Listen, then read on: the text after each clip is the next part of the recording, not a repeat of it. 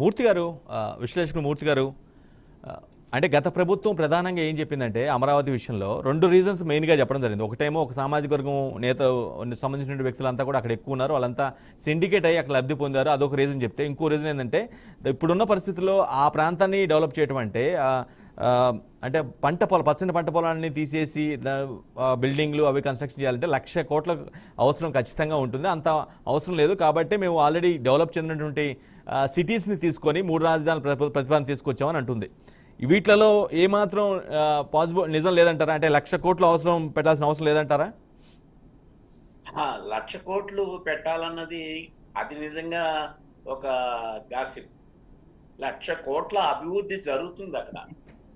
అభివృద్ధి జరగడం వేరు, 1,00,000 కోట్లు ప్రభుత్వం పెట్టాల్సిన అవసరం లేదు. ఇది నెంబర్ 1. నెంబర్ 2, నేను ఇంకోటి చెప్పదలుచుకున్నాను మిత్రులకి. ఇప్పుడు ఉద్యమం చేసిన మహిళలు, అక్కడున్న రైతాంగం, 29 గ్రామాల రైతాంగం, వాళ్ళకి ఇవ్వండి, అప్పచెప్పండి ఈ పనుల్ని.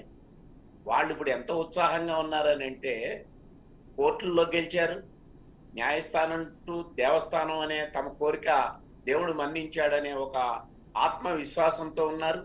ఆ ఆత్మవిశ్వాసానికి తగినట్టుగా 161 సీట్లు, 164 సీట్లు అసలు తెలుగుదేశం కూడా ఊహించి ఉండదు, కూటమి కూడా ఊహించి ఉండదు, అంత థంపింగ్ మెజారిటీ ఇచ్చారు. ఇటువంటి ఉత్సాహాన్ని అక్కడున్న రైతాంగం ఎవరైతే ఉద్యమం చేశారో వాళ్ళకి ఫుడ్ ఫర్ వర్క్ అనే సిస్టమ్ ఉంది కదా, అట్లా స్వచ్ఛందంగా భూములు ఇచ్చిన వాళ్ళు ఆ భూముల్ని కాపాడుకోవడానికి, అమరావతిని డెవలప్ చేసుకోవడానికి, వాళ్ళ యువతకి ఉపాధి కలగడానికి, వాళ్ళకి ఆ పని అప్పచెప్పండి, ఆ బాధ్యత అప్పచెప్పండి, అందులో ప్రధానంగా నాయకత్వం వహించిన వాళ్ళకి ఆ పని అప్పచెప్పండి. తప్పనిసరిగా 1 ఇయర్లో ఖచ్చితంగా జరిగి తీరుతుంది. అయితే ఇక్కడ తెలుగుదేశం మోడీ గారితో ఎంత మంత్రివర్గం కావాలి, వాటికన్నా ప్రధానమైనది పోలవరం, అమరావతి. ఈ 2 గుండెకాయ కిడ్నీస్. గుండె ఒకటి, కిడ్నీ ఒకటి. అమరావతి అనేది గుండె. ఈ గుండెకాయని కనుక కాపాడుకోగలిగితే ఖచ్చితంగా మనం 1 ఇయర్లో చేయొచ్చు. ఇది ఒకటి. రెండోది, లబ్ధి వచ్చింది అని చెప్తున్నారు. అందులో మేజర్గా ఇంతకుముందు నేను చెప్పినట్టుగా దాదాపు 80% బడుగు బలహీన వర్గాలకు సంబంధించిన వాళ్ళు ఉన్నారు.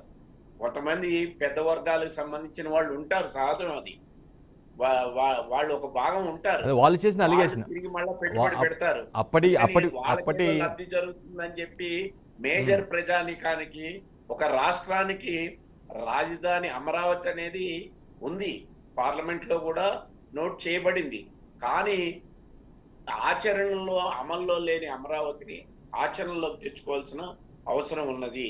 ఇంకొక విషయం ఏంటంటే, తెలుగుదేశం మరి ఆయన మంచి చతురుడు, ఆయన మంచి అడ్మినిస్ట్రేటర్ చంద్రబాబు నాయుడు గారు.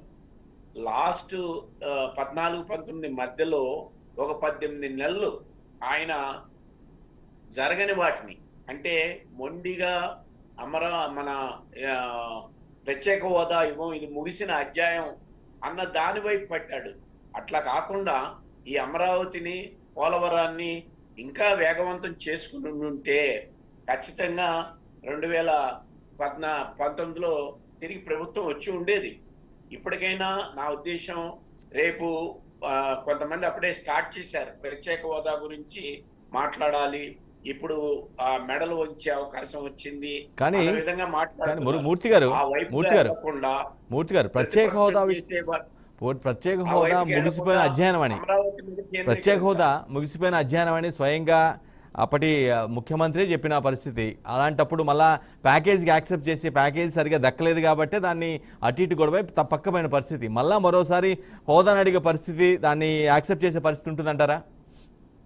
అందుకనే అది ఇప్పుడు దాన్ని జటిలం చేసుకోవాల్సిన అవసరం లేదు.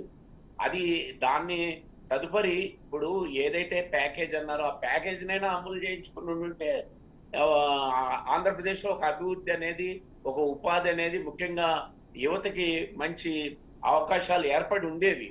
అయితే ఇప్పటికి నేను చెప్పొచ్చేది ఏంటంటే, పోలవరం నిర్మాణ కార్యక్రమాలు తీసుకున్నా, లేకపోతే మన అమరావతి నిర్మాణ కార్యక్రమాలు 1 సంవత్సరం పాటు కనుక వీటి మీద కేంద్రీకరిస్తే యువతకి ఉపాధి వస్తుంది, అక్కడ పెద్ద ఎత్తున వలసలు వెళ్ళడం అనేది ఆగుతుంది, ఆ విధంగా నిర్మాణ కార్యక్రమాల్ని ముందు కేంద్రం నుంచి రాబెట్టుకోవాలా.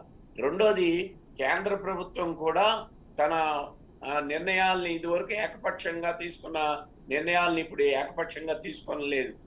అందుకనే డెవలప్మెంట్ మీద కేంద్రీకరించాల్సిన పరిస్థితి మోడీ గారి ప్రభుత్వానికి అనివార్యంగా వచ్చింది. మనం ఏం కండిషన్ పెట్టక్కర్లేదు. ఆంధ్రప్రదేశ్ ప్రభుత్వం కండిషన్ లేకుండానే ఆయన ఒప్పించగలిగే శక్తి యుక్తులు అటు జనసేన గారికి ఉన్నాయి, జనసేన అధినేత పవన్ గారికి ఉన్నాయి.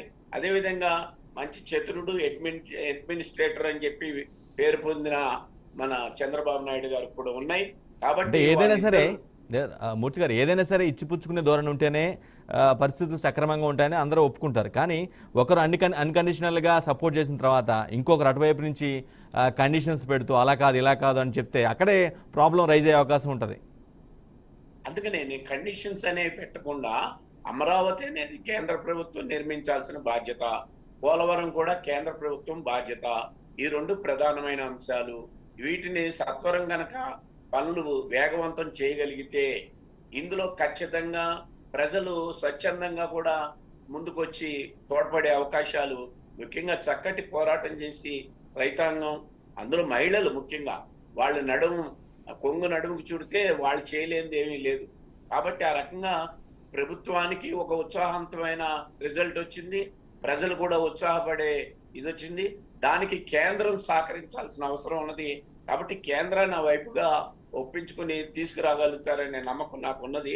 అమరావతి 1 సంవత్సర కాలంలోనే రూపుదిద్దుకుంటుంది అని చెప్పి నేను భావిస్తూ ఉన్నాను. రైట్ రాజు గారు.